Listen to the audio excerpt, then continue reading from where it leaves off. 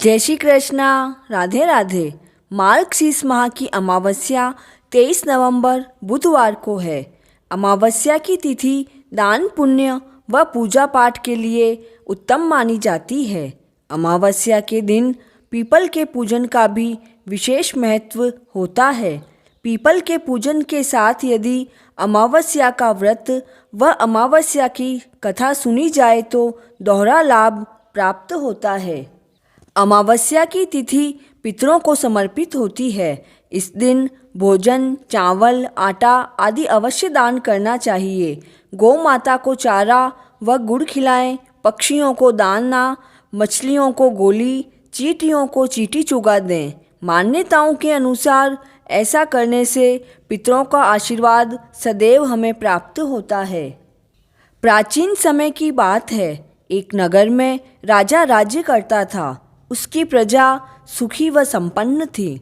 राजा की रानी धार्मिक प्रवृत्ति की महिला थी और प्रजा को अपनी संतान की तरह प्रेम करती थी। राजमहल के ठीक सामने साहूकार की हवेली थी। रानी व सेठ की पत्नी दोनों सहेलियां थीं व उनकी दोस्ती भी बहुत प्रगाढ़ थी। एक दिन साहूकार की हवेली से साहूकार की पत्नी की रोने की आवाज़ आने लगी। यह आवाज़ जब रानी ने सुनी तो उसने अपने पति से पूछा कि यह रोने की आवाज़ें कहाँ से आ रही है। तब राजा ने कहा कि सेठ का पुत्र मर गया है, इसलिए सेठ की पत्नी बहुत दुखी है और वह ही तीव्र आवाज़ में विलाप कर रही है। तब रानी बोली कि दुख क्या होता है। उसने राजा से कहा, महाराज वह क्यों रो रही है। राजा को कुछ समझ नहीं आ रहा था कि रानी को कैसे समझाया जाए कि दुख क्या होता है। रानी ने फिर से वही प्रश्न राजा को किया। तब राजा ने कहा कि जब तुम्हारा पुत्र मरेगा तब तुम्हें पता चलेगा कि दुख क्या होता है। तुम अपने पुत्र को मार दो, तब तुम अवश्य ही समझ जाओगी कि दुख क्या होता है। तब रानी ने बिना विचार किए ही अपने पुत्र को महल से नीचे गिरा दिया, किंतु भगवत कृपा से बेटा किसी ढेर पर जाकर गिरा और उसे खरोंच भी नहीं आई। रानी अपने राजकुमार को देखने नीचे आ रही थी। तभी उसने देखा कि उसका पुत्र सामने से आ रहा है। यह देखकर राजा भी आश्चर्यचकित हो गया कि इतनी ऊंचाई से गिरने के बाद भी उसके बेटे को कुछ भी नहीं हुआ। रानी ने फिर से राजा से पूछा कि महाराज दुख क्या होता है, बताओ। तब राजा बोला कि पड़ोसी राजा के सैनिकों ने युद्ध किया है और मैं भी युद्ध में अकेला ही लड़ने के लिए जाऊंगा, और जब मेरे मरने का समाचार तुम सुनोगी तब तुम्हें ज्ञात होगा कि दुख क्या होता है।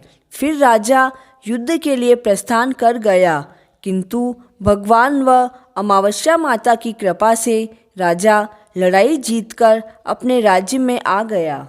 अब तो राजा को भी आश्चर्य होने लगा कि किस कारण से रानी को मैं यह एहसास नहीं करवा पा रहा हूँ कि दुख क्या होता है।